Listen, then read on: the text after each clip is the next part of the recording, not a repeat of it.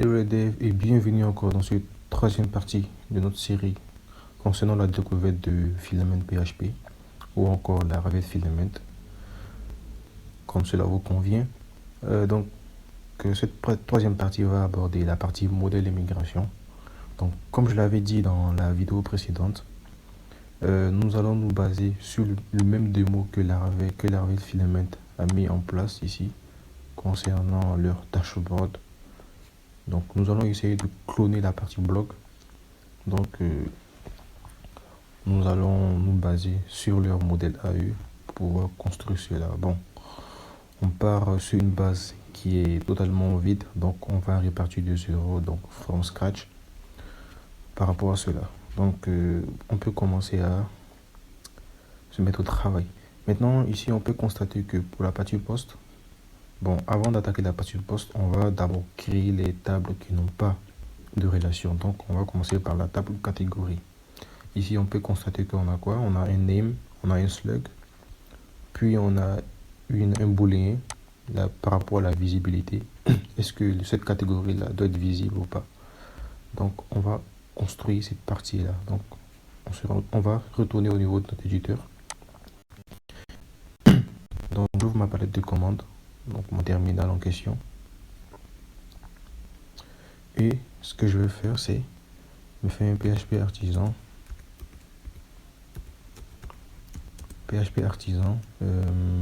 Make modèle et on va se créer le modèle catégorie.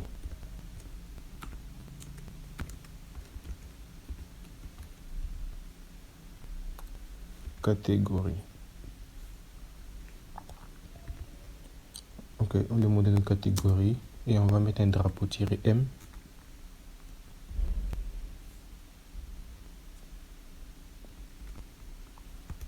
On va mettre le drapeau -m pour inclure la migration.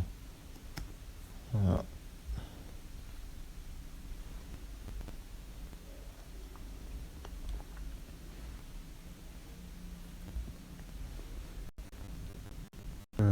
Ça prend un peu de temps, je sais pas pourquoi. Bon, avant que cela ne finisse, normalement ça ne doit pas prendre de temps. Mais ici aussi, on peut constater qu'on a aussi une table hauteur ici à ce niveau. Donc on voit que ici on a un nom et un email. Puis on a ici deux liens en question qui sont un lien GitHub et un lien Twitter. Donc on va prendre cela en compte rapidement. Donc on va se créer la table hauteur. Ok, bon, celui-là est terminé. Donc on va l'appeler hauteur.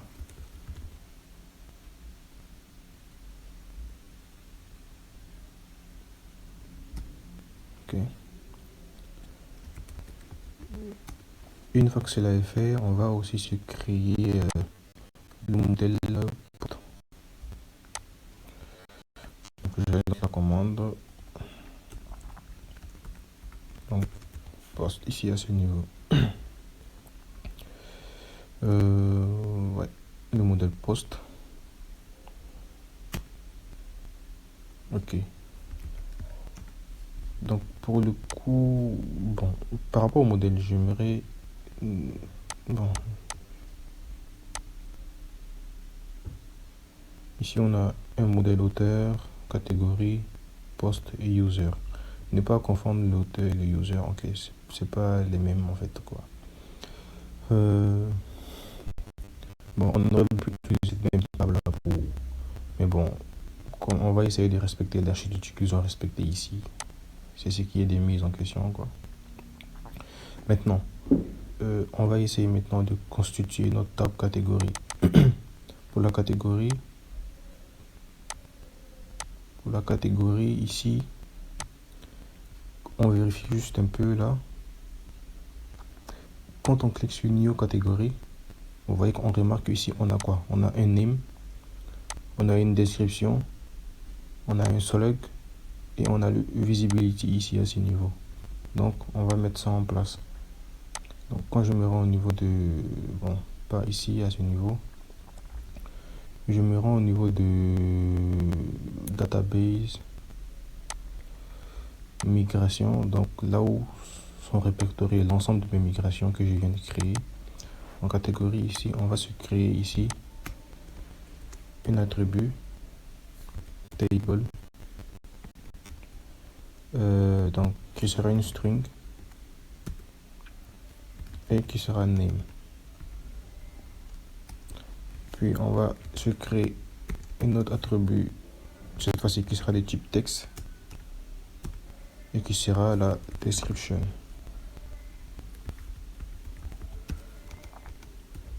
Puis table, il me semble c'était le slug en question.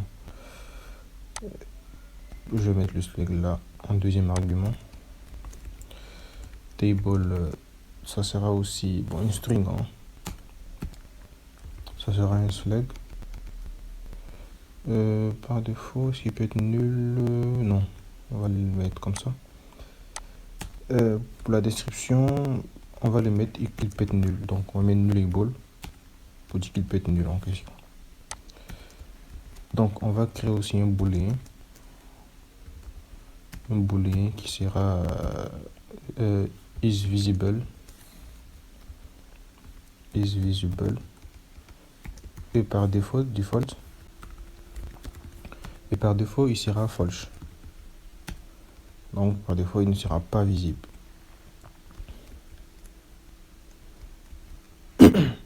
Donc là pour la description est bonne. On va maintenant s'attaquer à la partie hauteur. Bon, la partie hauteur c'est pas bien important. Ici on a table,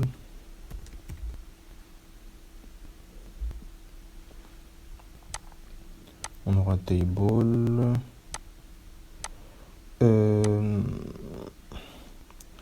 ici on a le name il me semble, donc on a une string pour le name,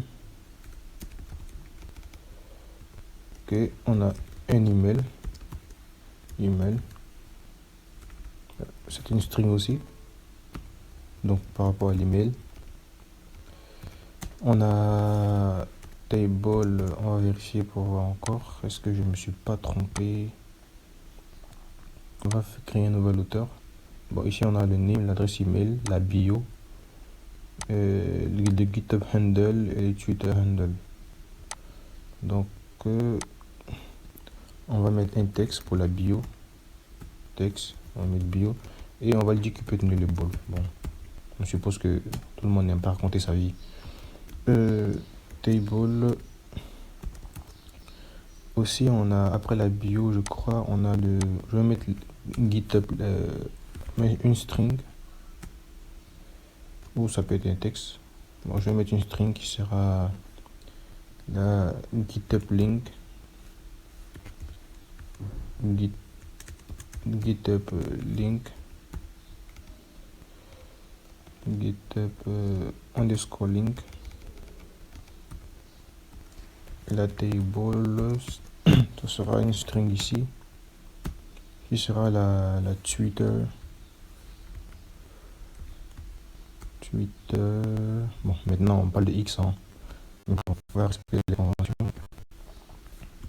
Twitter, si c'est comme ça qu'on l'écrit. Twitter, bof. On va voir Twitter. Ok, d'accord.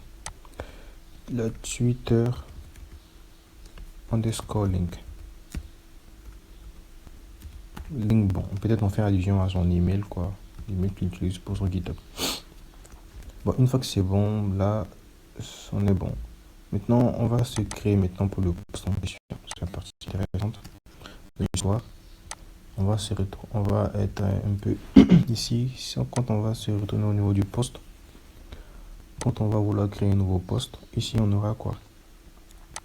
On aura le titre, le slug, pas de surprise, le content. Mais on voit ici qu'on a deux relations. Un post est lié à un auteur et à une catégorie. Puis il a ici une date de publication. Donc, selon s'il doit être publié dans le futur où est-ce qu'il est publié, où est-ce qu'il va publier, où est-ce que il va être publié maintenant. Puis on a différents tags. Je vois ici on peut ajouter plusieurs tags à ce niveau-là. Puis on a une image. Donc on va se construire ça rapidement. Donc ici on aura quoi? Ici on aura une string qui sera le title. On aura une string qui sera le slug. On aura une string, on aura une table, on aura un texte qui sera la content. Est-ce qu'il est require ici? Oui, il est require. Donc on va le laisser ici. Et on a aussi, il me semble, c'est voilà, par rapport à la relation. Donc ici, on va utiliser le foreign ID4 qui va faire référence à auteur ici. Voilà. Donc classe. Voilà. Et ici, pareil pour la catégorie foreign ID4 qui est catégorie, il me semble, hein, classe ici. Par rapport à nos deux relations ici. Maintenant, on constate aussi qu'on a une date de publication, donc publish at, donc table qui sera une date qui sera publish, c'est quoi encore, publish at ici.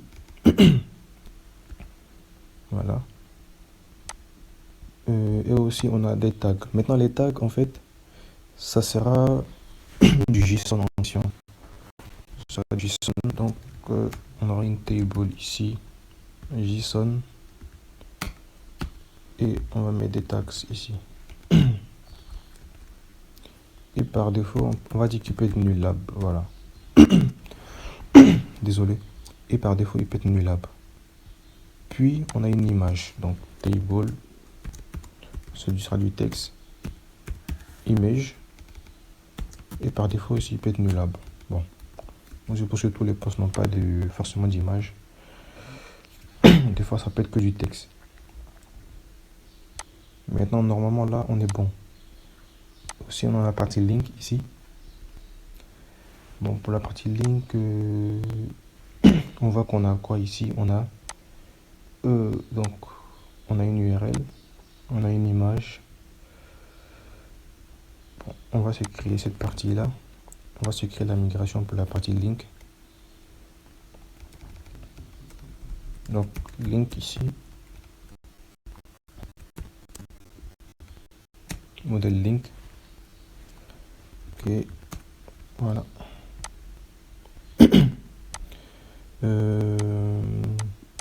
Donc quand je me rends au niveau de mes migrations, link, on a qu'est-ce qu'on a en premier? On a une title, donc une string, désolé, table, string, title,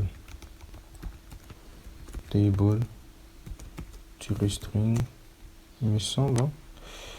C'est la couleur, oui, donc on va mettre ici color. On a la partie description, donc ça sera du texte, table, content, ça sera du texte, content.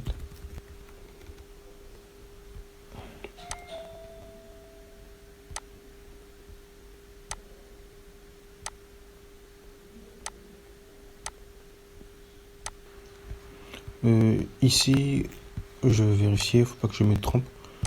Ok, ici c'est description au lieu de content.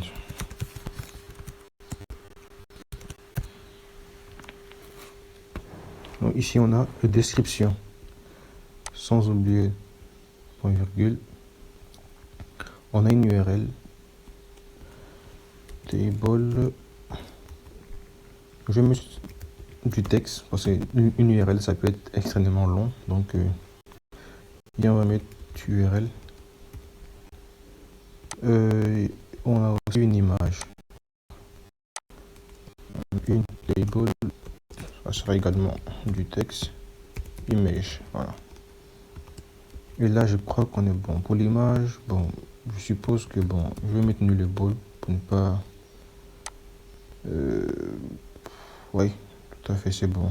Parce que ici, on voit que ici, c'est pas require. C'est pas requis, quoi, en fait. Parce que quand vous voyez les astérisques qui sont là, ça veut dire que c'est obligatoire. Donc voilà, c'est bon, je crois qu'on est bon là. La partie hauteur, ça va. La partie poste, on a fait les relations et tout. Je crois qu'on est bon.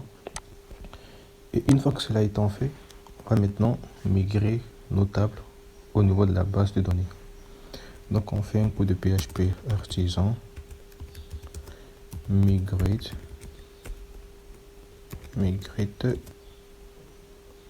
voilà. Voilà, il nous a migré les différentes tables. On peut les vérifier au niveau de notre PHP MyAdmin.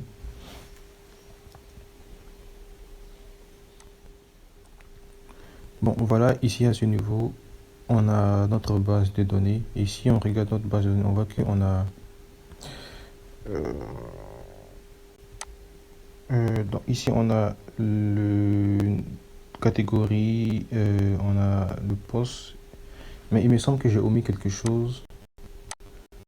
Si je me rends au niveau de la démo, dans la partie poste, à ce niveau ici, je crois qu'on a oublié quelque chose par rapport au niveau du commentaire, au niveau des commentaires, parce que quand on visite la page edit, je fais le constat, on voit qu'on peut manager les commentaires. Donc ici, on voit que les commentaires, on a le titre du commentaire, le customer, c'est-à-dire l'auteur, celui qui fait le commentaire, puis on a un content. Donc j'ai omis cela, on va directement s'attaquer à cela. Donc directement, je laisse le modèle, pourquoi le supprimer. Donc on va créer la table comment. Ok. Et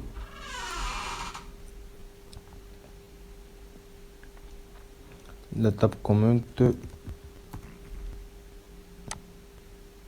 Donc si je me rends à ce niveau, on va le faire rapidement. Donc on a une string ici qui sera le title. On a une table ici qui sera l'utilisateur en question qui est custom. Donc on fait un foreign for par rapport à l'auteur. On fait la relation. Et ici on a une table qui sera du texte.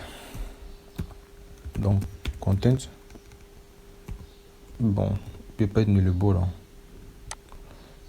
On a aussi ici, est-ce que le commentaire il est public aussi? Donc on va mettre aussi un booléen table ici qui sera un booléen qui sera is visible et default on va dire que il est à false, donc par défaut il n'est pas visible. Voilà, une fois que c'est bon, on va citer la base de données à nouveau. On va migrer la base de données. Voilà, ça a été migré avec succès. Maintenant, une fois que tout cela est fait, je vais fermer toute cette partie là. On va maintenant établir les relations entre nos modèles. Donc on va commencer par le modèle poste. Donc on va dire ici que le modèle poste est relié au modèle catégorie. Donc on va ici, un poste est lié à une catégorie. Donc on fait un public function. On va mettre catégorie au singulier. On va dire return quoi, return 10 belongs to catégorie. Donc tu es lié à une seule catégorie. À une seule catégorie plutôt. Maintenant aussi le poste, il me semble, c'est Ouais, non, non, aussi au modèle user, avec le modèle user, il me semble. Ouais, ok, tout à fait, c'est ça. Donc, on aura ici public function user. On va mettre author return this belongs to auteur. Bon, il y a une contradiction avec les termes que j'écris, auteur en anglais, auteur en français. Bon, l'essentiel que vous comprenez. Auteur.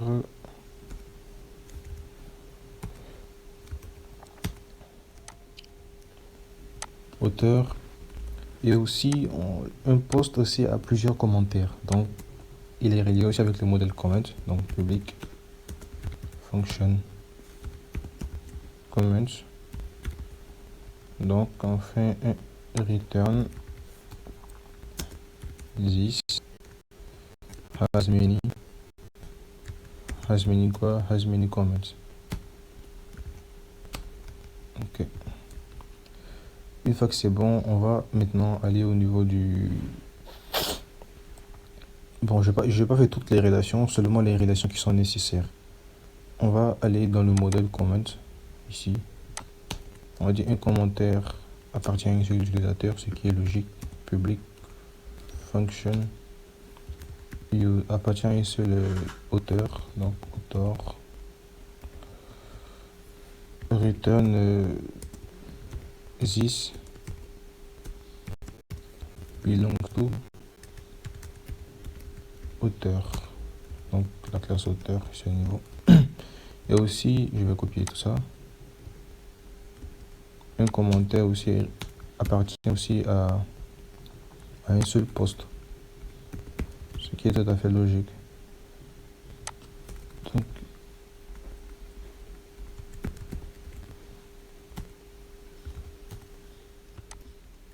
ok, je crois que c'est les deux seules relations que nous avons. Et si on retourne dans le modèle catégorie, ici à ce niveau, donc on sait que une catégorie peut être attribuée à plusieurs postes. Donc ça c'est créé, donc public function, parce que plusieurs postes peuvent appartenir à la même catégorie. Donc on va mettre poste au pluriel ici. Return this return $this has many posts ici. On a une relation de type one to many, donc belongs to many. Bon, il me semble que je vais me limiter à cela ici, hein. Donc ouais, donc ça va, je vais me limiter à cela. Donc pour la partie relation, je crois qu'on en a terminé, il me semble bien. Pour la partie link, peut-être à part, il me semble, si je ne me trompe pas, pour la partie link, on a on n'a pas de relation. Okay. On n'a pas de relation pour la partie link. Ok. Donc une fois cela étant fait, je crois qu'on va s'arrêter là pour cette vidéo là, parce que je crois qu'on va s'arrêter là. Je crois qu'on va s'arrêter là pour cette vidéo là. Et sans oublier un truc, parce que au fait, par défaut, pour nos modèles, quand on va vouloir créer par exemple un poste, il va nous demander de définir ici les filables. Donc pour ne pas avoir de problème de max SMH, il me semble, j'ai du mal avec le terme là. Donc pour ne pas avoir de problème avec les filables, on va Filament nous offre donc ça c'est une configuration de base de Laravel. On peut définir, au lieu de faire par exemple protected $worded, le répéter dans tous les modèles pour laisser passer tous les attributs. On va se rendre au niveau de notre il me semble provider ici. dans le App Service Provider et dans la partie Boot, on va dire, ok, tu prends tous les modèles. Non, c'est pas ça. Tu prends tous les modèles et on va appliquer ici un onboarded. Voilà. Donc, ce qui fait que c'est comme si on fait un protected onboarded sur tous nos modèles. Bon, c'était juste ça que je voulais qu'on fasse rapidement. Parce que je crois qu'ils les signifient eux-mêmes dans la documentation ici, il me semble. Mais bon, ça sera une partie de mise. Donc, je vous donne rendez-vous pour la prochaine vidéo où on va maintenant s'attaquer au vif du sujet, à savoir, on va créer nos premières ressources. Donc, je vous dis à bientôt et ciao.